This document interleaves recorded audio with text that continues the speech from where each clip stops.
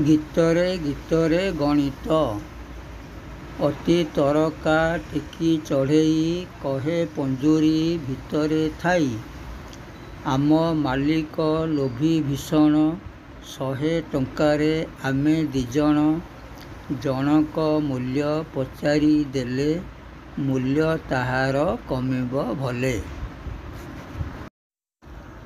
ଉଦାହରଣ ଅନେକର ମୂଲ୍ୟରୁ ଗୋଟିକର ମୂଲ୍ୟ ବେଳେ ମୂଲ୍ୟ କମିଲେ ସଳଖ ଚଳନ ହୁଏ।